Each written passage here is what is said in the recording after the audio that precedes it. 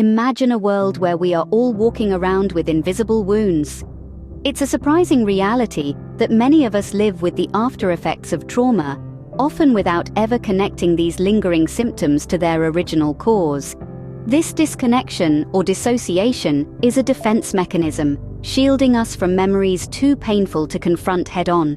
Trauma, you see, is not one size fits all.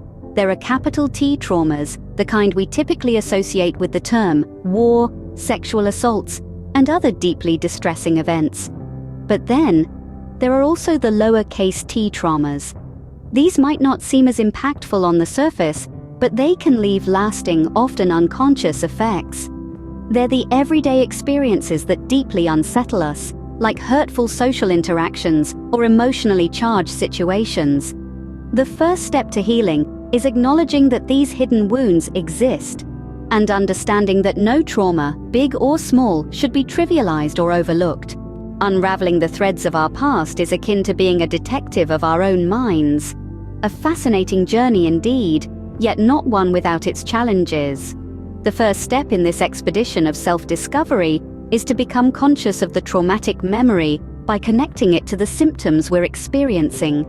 Imagine your mind as a vast, intricate labyrinth. Somewhere within its winding paths lies a memory obscured by time and our own protective instincts. This memory, this source of our pain, may not be easily accessible. It's like a stubborn knot in the fabric of our consciousness, hidden yet influential. So, how do we locate this elusive memory? One method is by tracking our body's feelings to earlier memories. You see, our bodies have their own language, a language of sensations that often tie into our emotional states. When we feel a certain way, our bodies respond in kind. By tracing these physical responses back to their origins, we might just stumble upon the memory we're seeking. Another tool at our disposal is free association, a psychological technique where we allow our thoughts to flow freely, following connections and associations wherever they might lead.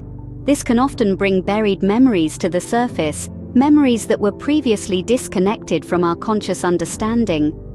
To process trauma, we must first unearth the roots of the pain. The journey of consciousness is our first crucial step in acknowledging, processing, and ultimately integrating our traumas into our personal narrative. Feelings, both soothing and difficult, are the dancers in the ballet of our minds. They twirl and leap, painting a vivid picture of our inner world. It's essential to become aware of this dance and see where these feelings lead us. Processing these feelings in a way that is manageable is an integral part of healing from trauma. Consider the concept of titrating. Much like a carefully choreographed dance, titration involves alternating between soothing and difficult feelings. Imagine a waltz. One moment you're spinning in the arms of joy, the next you're swaying with sorrow. This dance, while challenging, allows us to confront and manage our feelings without getting overwhelmed. As we glide through this dance, we may begin to form new meanings. Our understanding of our trauma and our response to it begins to shift.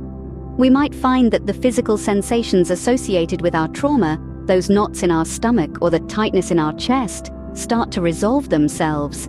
It's as if our body is joining the dance, learning the steps to healing. In this dance of feelings, we must remember to listen. Each emotion, each sensation is trying to tell us something. They are our guides on this journey of healing.